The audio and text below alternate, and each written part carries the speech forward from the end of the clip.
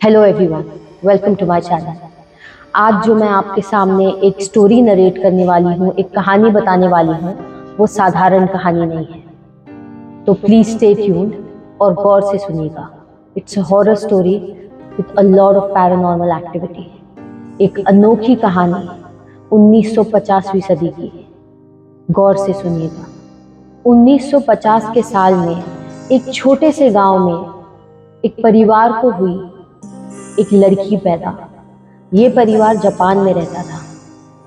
जब दाई माँ ने उस न्यू बॉर्न बेबी गर्ल को, उस पैदा हुई छोटी बच्ची को अपने हाथ में लिया, तो वह हैरान हो गई कि ये क्या पैदा हो गया। ये इंसान नहीं है। वो बच्चा सर से पैर तक सफेद था, पूरा सफेद, रंग का एक कतरा शरीर पर नहीं, ना बालों पर, ना आईब्रोज पर, ना उसकी भवों पर, और ना ही आईलैशेस पर, ना होठों पर। हेड टू टो पूरी तरह सफेद। उसका नाम था मैरी जेन। मैरी जेन को एक जेनेटिक डिसऑर्डर था, एक जेनेटिक इनहेरिटेड डिसऑर्डर। इसका मतलब ये कि उनकी बॉडी में कुछ ऐसे जेनेटिक चेंजेस होते हैं जिसकी वजह से मेलानिन प्रोड्यूस नहीं होता। मेलानिन वो कण होता है बॉडी में जिससे हमारे शरीर पे रंग आता है, बालों को, होठों को, स्किन को, हमारे कॉम्प्लेक्शन को। लेकिन उसके शरीर में मेलानिन नहीं बन सकता था, इसीलिए वो नॉर्मल लोगों की तरह नहीं दिखती थी। वो बहुत अलग थी, वो पूरी सफेद थी। 1950s में किसी को पता नहीं था कि अल्बिनिज्म क्या है। वो बच्ची अल्बिनो थी। उसे अल्बिनिज्म नाम का एक रेयर जेनेटिक डिसऑर्डर था। इसका मतलब ये कि लोग उसे देखकर इतना हैरान हो जाते थे कि उसे भूत, पिशाच या फिर कोई जानवर करार कर देते थे। जैसे जैसे वो बड़ी हुई, उसके माँ बाप ने भी उसे एक्सेप्ट करने से इनकार कर दिया।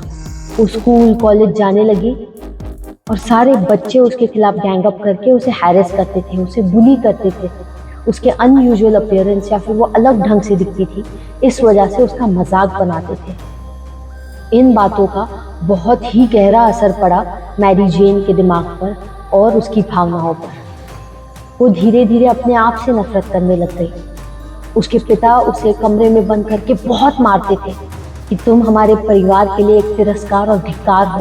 तुम क्यों पैदा हुई, तुम इतनी अजीब क्यों हो, तुम ऐसी क्यों दिखती हो, तुम मर क्यों नहीं जाती। ऐसे शब्दों से उसके माता पिता उससे बात करते थे। माँ के दिल में थोड़ी जगह थी, लेकिन वो अपने पति के बातों तले दब जाती थी। मैरी जेन के माता पिता ने उसे एक कमरे में बंद कर दिया हमेशा के लिए और कहा, तुम यहाँ से कभी बाहर नहीं निकल पाओगी, अंदर ही दबकर मर जाओ, तब जाके हमें सुकून मिलेगा। वो बेचारी 15 साल की छोटी बच्ची एक कमरे में अकेली रहती थी। खाना ढंग से नहीं मिलता था, सूरज की रोशनी उस तक नहीं पहुंच पाती थी। अपने आप में एक दिमागी दुनिया बनाकर रहती थी। अकेले खेलती थी, खुद से बातें करती थी। उसने अपने दिमाग में एक नए नए खेल बनाए थे खुद को नॉर्मल रखने के लिए या अपना मनोरंजन करने के लिए। एक दिन मैरी जेन उस कमरे से भाग गई और कहाँ गई उसके माता पिता को बिल्कुल पता नहीं चला। वो सब हैरान थे कि वो कैसे भाग गई। अपने घर से दूर, अपने गांव के आउटस्कर्ट्स में, दूर जंगल में वो भागती रही अकेली, जूझती हुई, तपती धूप में, कड़कीली रातों में, डरी सहमी। वो चाहती थी कि वो दूर चली जाए सबसे। सब लोग उससे तिरस्कार से देखते थे, धिक्कारते थे, उसे मारते थे, गालियां देते थे। उसे एक नॉर्मल इंसान की तरह महसूस नहीं होता था। वो उनके बीच रहना नहीं चाहती थी, वो बस कहीं दूर चली जाना चाहती थी और आत्महत्या करना चाहती थी। एक जंगल में भागते वक्त उसे दूर कहीं से एक नौजवान दिखा। उसने अपना चेहरा छुपाया और उस इंसान से दूर भागने लगी। जब उस लड़के ने एक लड़की को देखा जिसके बाल पूरे सफेद थे पर वो चेहरा नहीं देख पाया, और उसने देखा कि वो भाग रही है, वो रो रही है, वो बिलख रही है दर्द में। वो उसके करीब गया, उससे बात करने के लिए उसके पीछे भागने लगा, उसे रोका। वो तिलमिला उठी, उसे ढकेलने लगी, लेकिन फिर भी उसने उसे पकड़ा और पूछा, तुम्हारी क्या प्रॉब्लम है? तब मैरी जेन ने अपनी बात उस नौजवान को बताई। उसका नाम पीटर था। पीटर एक होटल का मालिक था। उसके माता पिता ने उसी गांव के आउटस्कर्ट्स में एक छोटा सा होटल बनाया था। उसके माता पिता की कम उम्र में डेथ हो गई और पीटर अकेला उस होटल को चलाता था। जब मैरी जेन ने अपनी कहानी पीटर को बताई, तब पीटर को बहुत अफसोस हुआ। वो दिल का बहुत ही नेक इंसान था और वो नहीं चाहता था कि मैरी जेन के साथ ऐसा कुछ हो।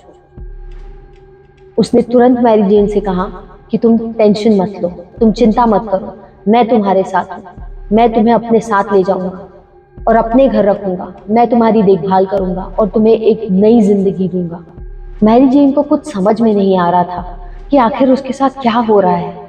आखिर ये इंसान कौन है? ये मुझे क्यों अपने साथ ले जाना चाहता है, जब हर कोई, मेरे खुद के अपने, मेरे माँ बाप, मेरे दोस्त, यहाँ तक कि एक अनजान इंसान भी मुझसे दूर भागता है, मुझे धिक्कारता है। लेकिन पीटर, ये लड़का मुझे क्यों अपने साथ अपने घर ले जाने की बात करता है? पर मैरी जेन को कुछ समझ में नहीं आ रहा था। पीटर के घर पहुंचने के बाद कुछ हफ्तों तक वो उसके घर में रह रही थी।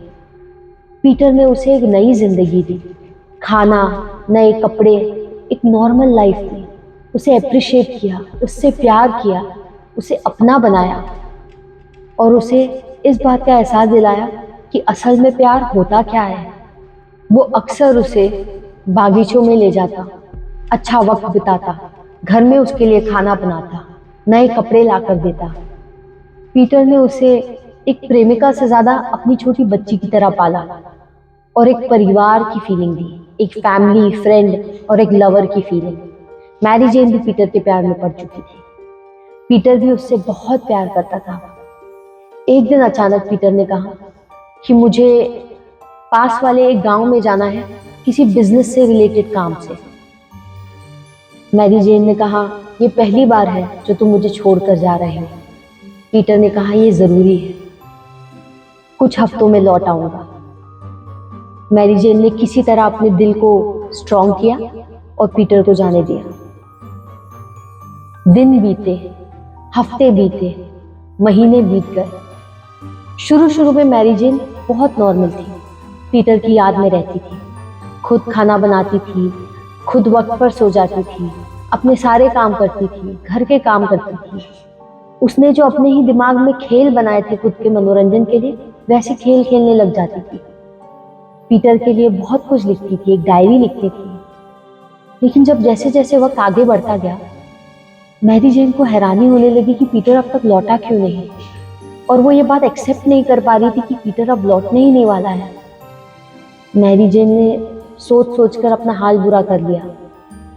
फिर उसने ये निर्णय लिया कि मैं उस गांव में जाकर पीटर को ढूंढूंगी, किसी तरह स्कार्फ के पीछे अपना मुंह छुपाते हुए, ताकि लोग उसे गलत ना समझे या कुछ अजीब ना समझे। वो उस गांव में पहुंची। उस गांव में पहुंचते ही मैरी जेन ने पीटर को ढूंढना शुरू किया। कुछ दिन बीत गए। एक दिन किसी बाजार में पीटर को ढूंढने की आशा से वो निकली और दूर से उसने पीटर को देखा। पर पीटर अकेला नहीं था, उसके साथ एक प्रेग्नेंट लड़की थी। पीटर के हाथ में अंगूठी थी और उस लड़की के हाथ में भी अंगूठी थी। मैरी जेन समझ गई। उसने देखा कि पीटर ने कहीं और शादी कर ली है और पीटर को अब उस औरत के साथ एक बच्चा भी हो रहा है। वो बिलख गई, उसका दिल टूट गया। वो रोते हुए दौड़ी वहां से और अपने होटल फिर लौट आई, जहां पर पीटर ने उसे आसरा दिया था। वो दिन रात आईने के सामने देखकर अपने आप को घृणा से देखती थी, अपने आप से नफरत करने लग गई थी। उसे लगा कि उसका ये रूप ही है जो पीटर को छीन चुका है, जिसने पीटर को भी उससे दूर कर दिया। अगर वो ऐसी ना दिखती तो पीटर उससे शादी कर लेता और लौट आता। इतनी ज्यादा नफरत उसके मन में अपने अपीयरेंस के लिए और अपने रूप के लिए हो गई थी कि उसने एक निर्णय लिया। मिरर के सामने लगातार अपने आप को कोसते हुए उसने एक चाकू पकड़ा और अपने शरीर पर मौजूद जो भी स्किन है, जितनी भी त्वचा है, उसको चाकू से काटने लग गई। She ripped her skin of her body. उसने अपने पूरे शरीर पर से सारी त्वचा को चाकू से काट कर, घसीट कर निकाल दिया। और वो ये लगातार 3 दिन तक करती रही। तीसरे दिन की मिडनाइट तक उसका पूरा शरीर खून से लथपथ, उसके शरीर के हर कण में त्वचा छोड़ चुकी थी, कट चुकी थी। उसने खींच खींच कर अपने चेहरे पर से, गर्दन पर से, बदन पर से और हाथ पैरों पर से अपनी त्वचा को खींच कर निकाल दिया था। दर्द से बिलखती रही 3 दिनों तक। बहुत बुरे हाल में थी।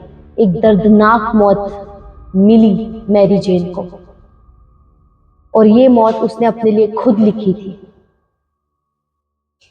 कई सालों तक उस होटल में मैरी जेन की आत्मा भटकती रही और किसी को समझ नहीं आया कि वो होटल अचानक से अलग ढंग से क्यों दिखने लग गया था। वो बाहर से भी अजीब लग रहा था और अंदर से भी, लेकिन किसी तरह वो होटल चलता था। पीढ़ी दर पीढ़ी लोग आते रहे और उस होटल को चलाते रहे। 25 सालों बाद उस होटल में एक कपल आया, एक औरत और उसका बॉयफ्रेंड, और वो उस होटल को चलाने लगे। पीटर की ही पीढ़ी थी जो हर बार उस होटल में आती थी, लेकिन हर साल उन्हें उस होटल में एक मौत होती हुई नजर आती थी, और ये मौत बहुत संगीन होने लग गई थी। होटल का तीसरा माला वही माला था जहां पर मैरी जेन अपने कमरे में रहती थी, और वहीं पर हुई थी मैरी जेन की मौत। उस माले पर रहने वाले जो भी लोग थे मौत के घाट उतर जाते थे, और जब कोई देखने जाता था कि ये मौत कैसे हुई, तो उन्हें खून में लथपथ ऐसा एक शरीर दिखता था जिसकी पूरी त्वचा शरीर से अलग हो चुकी है। मैरी जेन की आत्मा उनके ऊपर अटैक करती थी और उनसे कहती थी, तुम भी वही दर्द महसूस करो जो मैंने किया था मरने से पहले। और उनके शरीर पर त्वचा का एक एक कण निकाल देती थी, चीर फाड़ कर देती थी। उसी तीसरे माले पर जो कपल रहता था होटल में और जो होटल को चलाता था, उसमें से जो लेडी थी वो तीसरे माले पर रहने लगी, देखने के लिए कि आखिर ऐसा क्या हो रहा है। उसने देखी मैरी जेन की रूह, क्योंकि मैरी जेन उसे अटैक करना चाहती थी, और उससे भी मैरी जेन ने यही कहा कि तुम वो पेन महसूस करो, वो दर्द महसूस करो जो मैंने महसूस किया मरने से पहले। वो खौफनाक सिचुएशन देखने के बाद वो डर के मारे वहां से भागी, और उनके गांव के सबसे बड़े फादर को उसने बुलाया जो पास वाले चर्च में काम करते थे। उनसे ज़्यादा ज्ञानी और उनसे ज़्यादा एक्सपीरियंस पूरे गांव में कोई नहीं था। फादर को आत्माएं महसूस होती थी और आत्माओं से रिलेटेड उनकी पूरी कहानी। उन्होंने तीसरे माले के दरवाजे पर बैठकर महसूस करने की कोशिश की, आंखें बंद करके। उन्हें मैरी जेन की पूरी कहानी दिख गई कि उसने क्या कुछ झेला था, क्या कुछ देखा था। और आंखें बंद करके, मूंद के फादर ने पूरी स्टोरी उस कपल को बताई। वो कपल हैरान रह गया कि मैरी जेन ने क्या कुछ झेला है और उसकी आत्मा उस होटल में है। फादर ने उनसे कहा कि तुरंत ये तीसरा माला बंद कर दो और यहाँ किसी को मत लाना। फादर की मौजूदगी देखकर मैरी जेन की आत्मा गुस्से से लाल हो गई। वो तुरंत तीसरे माले के दरवाजे से जोर जोर से चीखने लगी और पूरा माला हिलने लगा। वो चाहती थी कि उस फादर की मौत हो जाए। किसी तरह वो उस कमरे से बाहर निकली, दरवाजे से उसकी रूह बाहर आई। उसने अपना असली रूप दिखाया और फादर को सबके सामने मार डाला। उसने फादर के जबड़े को पकड़ा और जोर से खींचा, उनके ऊपरी जबड़े को निचले जबड़े से अलग कर दिया। और ये पूरी सिचुएशन, फादर की ऐसी दर्दनाक जानवरों जैसी मौत उस कपल ने अपनी नजरों से देखी। वो डर के मारे वहां से भाग गए। वो डर के मारे वहां से भाग गए। उसकी सुनी कहानी से उनके दिमाग में बहुत सारे सवाल आने लगे। वो अपने घर चले गए होटल छोड़कर। जब अपने घर गए, उन्होंने अपने पिता के कमरे में एक डायरी देखी और वो डायरी को पढ़ने लगे। डायरी के कुछ ऐसे पन्ने थे जो उसके पिता किसी को नहीं दिखाना चाहते थे। उन्होंने वो पन्ने खोले और पढ़ने लगे, जिसमें लिखा था कि तुम्हारी माँ से शादी करने से पहले मैं किसी और लड़की के प्यार में था और उनकी याददाश्त चली गई थी जो फिर लौट आई। वो हैरान रह गए कि पापा ने ये क्या लिखा है। जब उन्होंने और गहराई से पढ़ा तो उन्होंने कहा कि मैं पास के गांव में गया था और मैंने उस औरत से कहा कि मैं बिजनेस के सिलसिले में जा रहा हूँ। वो औरत मेरे साथ मेरे पुश्तैनी होटल में रहती थी, लेकिन मैं बिजनेस के सिलसिले में नहीं जा रहा था। मैं उसके लिए एक रिंग लेने जा रहा था ताकि मैं उसे शादी का प्रस्ताव रख पाऊँ। इसीलिए मैं पास वाले एक ज्वेलर के पास जा रहा था जो बगल वाले गांव में था। वो लोग थोड़े हैरान हो गए। होटल में रहती औरत जिससे पापा को प्यार था, उन्हें कहानी कुछ सुनी सुनी सी लगी। उन्होंने और पढ़ने की कोशिश की। वो औरत कोई नहीं पर मैरी जेन थी।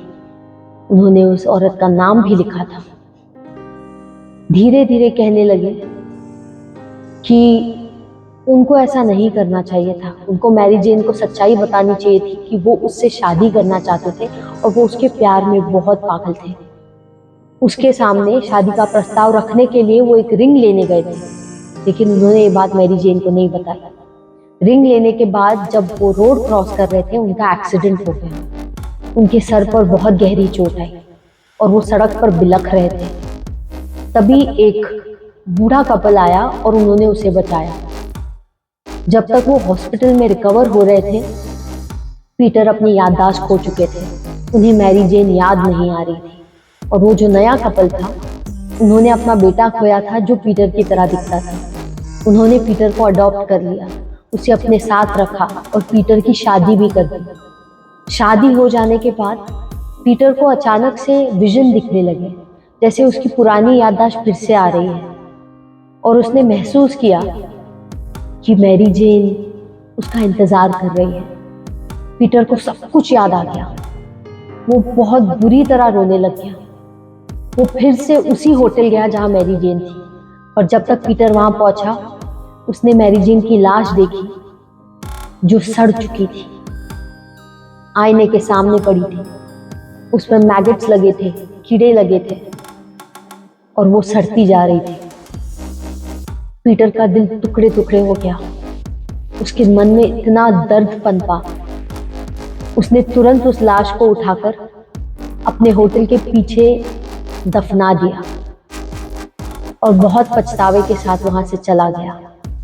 ये दर्द और दुख पीटर पूरी जिंदगी अपने दिल में लेकर घूम रहा था, जो उसने अपनी डायरी में लिखी। लेकिन उसने ये किसी को नहीं बताया कि वो अपनी मैरी जेन खो चुका था। डायरी के साथ साथ पीटर ने वो रिंग जो उसने मैरी जेन के लिए शादी का प्रस्ताव रखने के लिए ली थी, उस रिंग को छुपाए रखा था। लोगों ने उस रिंग को उठाया और देखा कि ये वही रिंग थी और पीटर उनके ही फादर थे जो मैरी जेन के प्रेमी थे।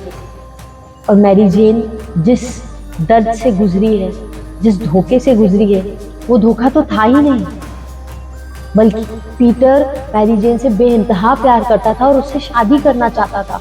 लेकिन किस्मत के आड़े वो ऐसा नहीं कर पाया और वो फंस गया। और मैरी जेन पूरी जिंदगी सोचती रही कि पीटर ने उसे धोखा दिया और धोखे का कारण मैरी जेन का रूप। बस इसी वजह से उन्होंने ठान ली कि मिडनाइट से पहले वो रिंग मैरी जेन के कंकाल को पहना देंगे और उसे एहसास दिलाएंगे कि उसका प्यार सच्चा था। पीटर मैरी जेन से सच्चा प्यार करता था। लेकिन कहे गए बातों के अनुसार फादर ने उनसे कहा था कि आपको ये मिडनाइट से पहले टास्क पूरा करना पड़ेगा, वरना मैरी जेन की आत्मा सबको मार देगी। वो लोग किसी तरह उसकी कब्र तक पहुंचे।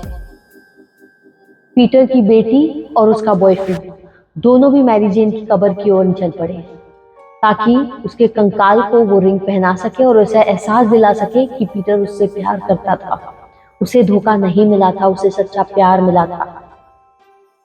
लेकिन उसकी बेटी की बॉयफ्रेंड के आंग में मैरी जेन की आत्मा आ गई और उसने पीटर की बेटी को मार डालने की कोशिश की। किसी तरह लड़कर अपनी जान बचाते हुए उसने कंकाल को वो रिंग पहनाई और मैरी जेन का कंकाल बिलखने लगा, हिलने लगा। उसकी सारी हड्डियां अपनी जगह से हिल चुकी थी।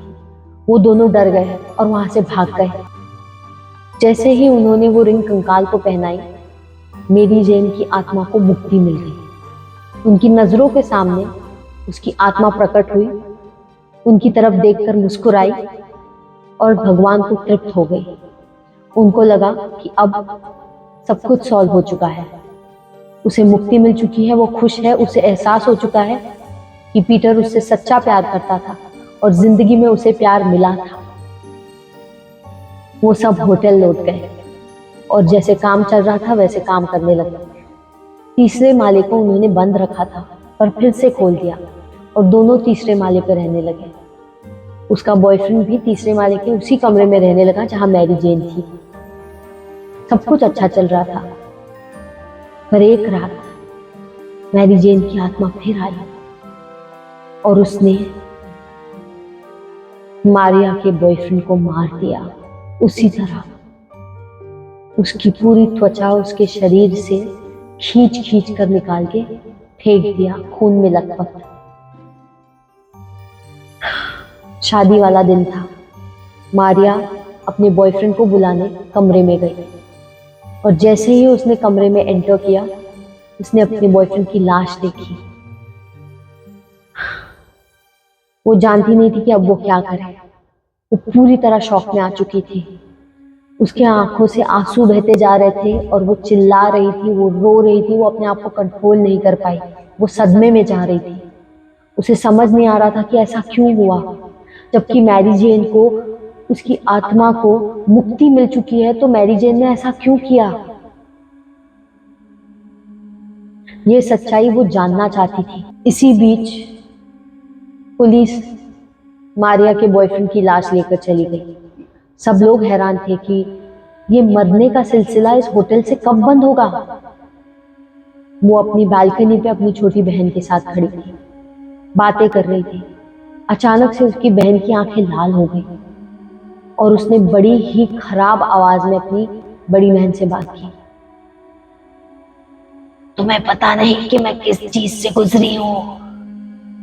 बहुत कुछ झेला है मैंने जिंदगी में, बहुत सताया लोगों ने मुझे, किसी ने नहीं अपनाया, पर पीटर की बेटी, तुमने सच्चाई लाई और ये सच्चाई लाने के लिए मैं तुम्हें धन्यवाद करती हूँ। ये कहकर उसकी आंखें पूरी नॉर्मल हो गई। मारिया ने जब ये बात सुनी तो वो समझ चुकी थी कि वो मैरी जेन की आत्मा है और वो अब शुक्रिया कर रही थी मारिया से।